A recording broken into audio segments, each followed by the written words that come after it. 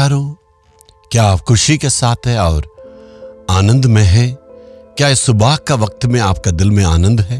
प्रभु में सदा आनंदित रहना है, हमें ऐसे रहना है।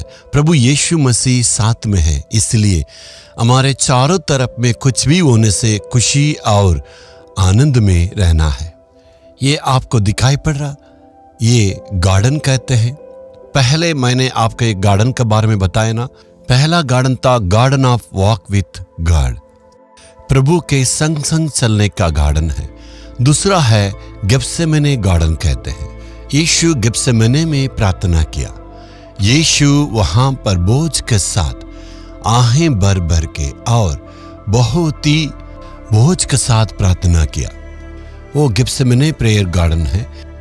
वैसे यहाँ पर भी हमने प्रार्थना गार्डन को बनाए हैं। उसके अंदर जाने से तमिलनाडु के कितना जिला है, कितना उसका विवरण है, सब कुछ उसमें है। और अंदर जाने से हिंदुस्तान में कितना राष्ट्र है उसका विवरण है। इसलिए प्रभु की चरणों पर आके यहाँ पर मुंह के बल गिर के बोझ के साथ आप दुआ कर सकते हैं। यदि आप ऐसे दुआ करते हैं तो प्रभु की उपस्थिति को आप देखेंगे, कोई भी आपको प्रार्थना में तंग नहीं करेंगे। ये प्रेयर गार्डन है। ठीक है, आज प्रभु का वचन को अध्ययन करेंगे। भजन संहिता 37 अध्याय का 27वें वचन। प्रभु हमें ये कहने के लिए चाहते, मेरा बेटा बेटी, बुराई को छोड़ भलाई कर और तू सर्वदा बना रहेगा। बुराई के प्रति जानते तो उसे दूर रखकर हमें भलाई करना है। मैं तो तत्काल के काम में हूं, कोई इसमें परमानेंट नहीं है। आगे क्या होगा एक दिल में घबराहट है।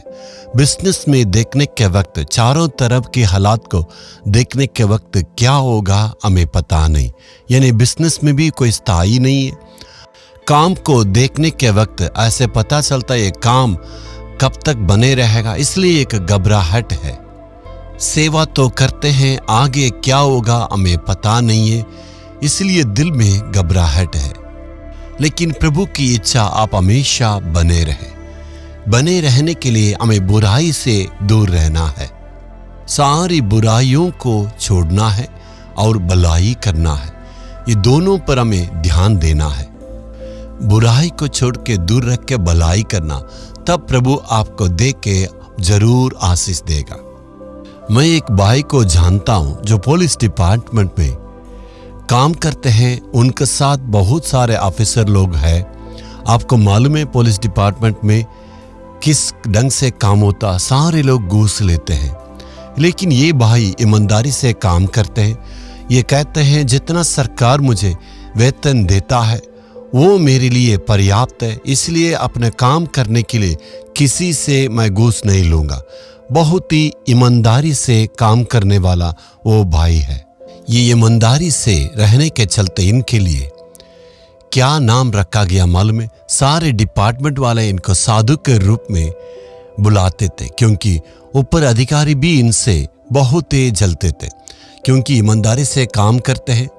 सारे लोग घूस लेके आपस में बांट लेते हैं। इनसे पूछने से ये कहते हैं मैं परमेश्वर से डरने वाला हूँ, इसलिए जो कुछ सरकार मुझे वेतन देता वो मेरे लिए पर्याप्त है। इसलिए सारे लोग इससे जलते थे।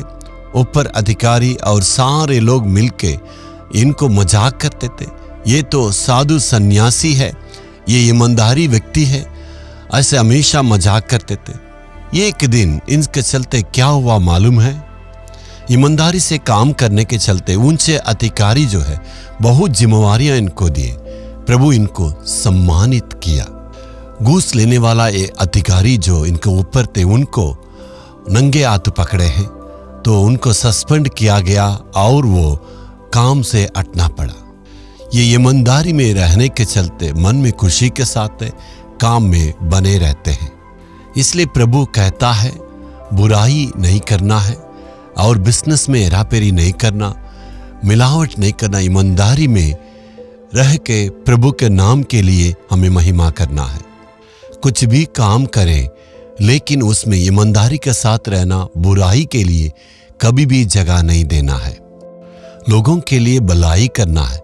यदि आप सरकारी ऑफिसर है, लोगों के लिए भलाई करना है, ईमानदारी से काम करना। लोग कहा करते हैं सरकारी का काम परमेश्वर का काम है, यानी सेवा करने के लिए परमेश्वर ने आपके लिए मौका दिया है। ईमानदारी से लोगों की सेवा करते रहने से आप आशीष पाएंगे। आज परमेश्वर से कहेंगे, मैं जो कुछ काम करूंगा उसमें ईमानदारी के साथ, यदि सरकारी काम है तो मैं पूरे दिल की सच्चाई से किसी से घूस नहीं लूंगा और अच्छे से काम करूंगा, तो प्रभु आपको स्थिर करेगा।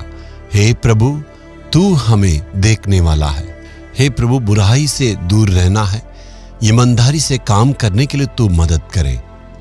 किसी भी हालातों में प्रभु किसी के लिए बुराई नहीं करना है, भलाई करने के लिए तू अनुग्रह दे प्रभु, यीशु के नाम में आमीन आमीन।